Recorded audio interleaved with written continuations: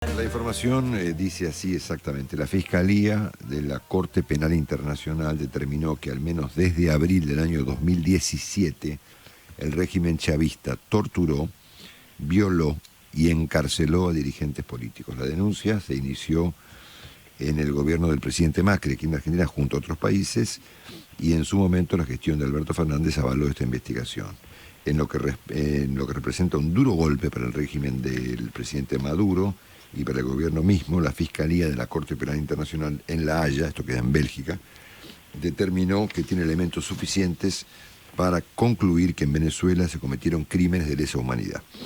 Al menos desde abril del 2017, autoridades civiles, miembros de Fuerzas Armadas e individuos a favor del gobierno han cometido crímenes de lesa humanidad, de encarcelación, tortura, violación u otras formas de violencia sexual y persecución a un grupo o colectividad por motivos políticos, dijo la Fiscalía. La fiscal ante la Corte es una señora que se llama Fatou Bensouda, que es una abogada de Gambia, del África. Esta información, que había sido adelantada por este programa, tanto por mis comentarios como los de Claudio Fantini en su oportunidad, constituye a mi juicio el tema más importante del día, seguro, porque obviamente, como ustedes bien saben, somos el único país del mundo, al menos de la región, al que el tema Venezuela le pega de cerca por diversas circunstancias que ustedes ya conocen, por supuesto. Bueno, estamos conversando del tema con Claudio Fantini. Obviamente queremos saber un poquito más de qué significa esta investigación, qué significa el tribunal y qué significa esta fiscal. Hola Claudio, un abrazo, buen día. ¿Qué tal? Muy buenos días, Marcelo, un gusto saludarte. ¿Cómo estás? Sacame una duda, ¿La Haya está en Bélgica o en Holanda? Me olvidé ahora. En Holanda. En Holanda, yo dije Bélgica. Es una de las capitales, Ámsterdam y La Haya. Correcto. Y ahí está el tribunal, la Corte Penal Internacional. En Holanda, correcto. Que es una corte internacional penal que funciona en virtud del Estatuto de Roma. ¿No? El Estatuto de Roma se firma sobre finales del siglo XX y a principios del siglo XXI, en los primeros años del siglo XXI, empieza a funcionar esta corte, cuya mayor parte de la acción estuvo centrada en países africanos, ¿no? Que es donde se habían concentrado una gran cantidad de regímenes e incluso de milicias, ¿no? Cuyos líderes cometían atrocidades en el terreno de los derechos humanos. Por eso la Corte tiene entre los líderes que ha juzgado a Omar al-Bashir por el genocidio de Darfur. Omar al-Bashir fue hasta su derrocamiento hace un par de años el dictador durante casi 3 décadas o más de 3 décadas de Sudán. Bueno, otros líderes como Laurent Gbagbo de Costa de Marfil, claro. Bueno, Lubanga, que era el que lideraba la Unión Patriótica Congoleña, que cometió violaciones a los derechos humanos en gran escala en las guerras de Kivu Norte y Kivu Sur, de Ruanda. Lubanga actuaba en el Congo, su milicia actuaba en el Congo, ¿no? En Kivu Norte y Kivu Sur, ¿no? Que es una zona donde hay mucho mineral muy estratégico, como el coltán, por ejemplo, además de oro y diamantes, y por lo cual hay una guerra monstruosa. Yo tuve ocasión de estar en esa guerra, es verdaderamente monstruosa. Joseph Kony, de Uganda, que lideraba el llamado ejército del Señor, ¿no? Un ejército teocrático cristiano que reclutaba niños a escalas industriales. Bueno, muchos casos que fueron juzgados en la Corte Internacional Penal. Tal vez los dos más significativos fueron Gaddafi y el famosísimo y el tristemente célebre el serbio Slobodan Milosevic.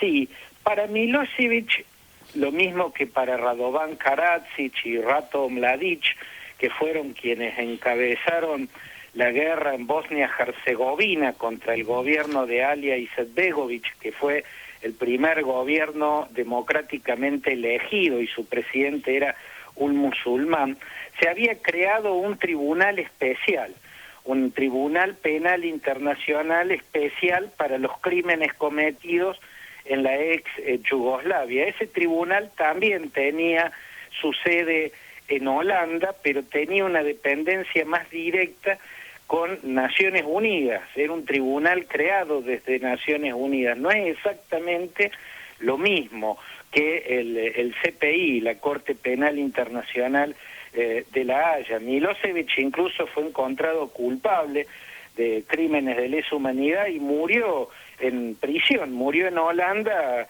encarcelado en el 2006. Radovan Karadzic y el general Ratko Mladic, que fueron acusados por las masacres en Sarajevo, cuando fue sitiada durante varios años y los francotiradores serbo-bosnios jugaban al tiro al blanco con las personas, ¿no? Por eso Juan Pablo II le llamó la ciudad mártir.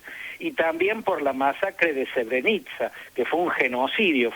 Fueron 7.000 ciudadanos musulmanes de esa ciudad bosnia, Srebrenica, que fueron aniquilados por el ejército que comandaba Mladic. Pero son tribunales muy similares, tribunales creados especialmente para un caso, en ese caso, los crímenes de guerra en la ex Yugoslavia, pero con muchas similitudes, digamos, con la Corte Penal Internacional.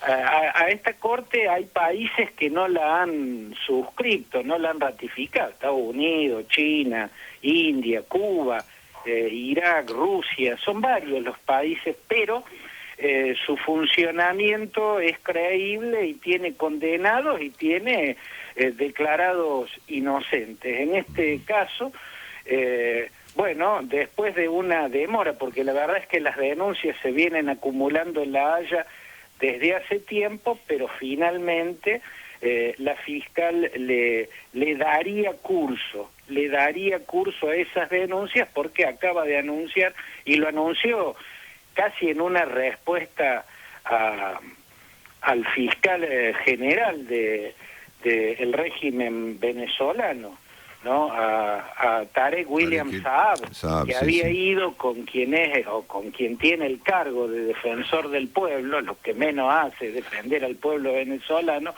pero habían ido el fiscal general Tarek William Saab y el defensor del pueblo a la Corte, porque también hacen su lobby, presionan para que no se inicie ese proceso, y ahí la respuesta de la fiscal fue que existen una acumulación de datos y de pruebas que ameritan un procesamiento. Y ¿cómo no van a existir esas pruebas si hay dos informes del Alto Comisionado de Naciones Unidas para los Derechos Humanos que preside Michelle Bachelet, informes realizados al cabo de investigaciones muy profundas y en el campo, o sea, en la propia Venezuela? Los equipos de expertos del Alto Comisionado de Naciones Unidas para los Derechos Humanos fueron a Venezuela, trabajaron en Venezuela, la propia Bachelet estuvo ahí piloteando esas investigaciones y llegaron a la conclusión de que existieron crímenes sistemáticos contra los derechos humanos. Lo mismo estableció una investigación de la llamada Misión Internacional Independiente, que también fue enviada por Naciones Unidas, una misión de expertos. En realidad no pudieron ingresar a Venezuela, el régimen no los dejó, pero son expertos que trabajan también desde afuera de los países, porque en muchos países donde imperan dictaduras no dejan que estos equipos ingresen, ya saben cómo trabajar desde afuera, cómo indagar, y las conclusiones de sus investigaciones, o sea, de este grupo internacional independiente de expertos, organizado y enviado por Naciones Unidas, también fue que existen violación sistemática de los derechos humanos. Esta palabra yo la subrayo, sistemática, porque implica señalar que la violación de derechos humanos existe como sistema, es un sistema impuesto por el poder imperante, y es precisamente por eso que esta vez la Corte Penal Internacional con sede en La Haya estaría habilitando una investigación que podría poner a Maduro y a su régimen en situación similar a la que han tenido criminales como Milosevic, como Karadzic, como Omar al-Bashir, como Lubanga y como tantos otros que fueron investigados en esta corte, ¿no? Sí, finalmente, Claudio querido, estamos frente a un tema importantísimo, no es una cuestión menor. Importantísimo, y sobre todo también a la luz de lo que ocurre en la Argentina. Yo creo que si bien una cosa fue Chávez en el poder y otra cosa lo que yo llamo el régimen residual chavista, o sea, lo que quedó como residuo tras la muerte de Chávez, hay una diferencia.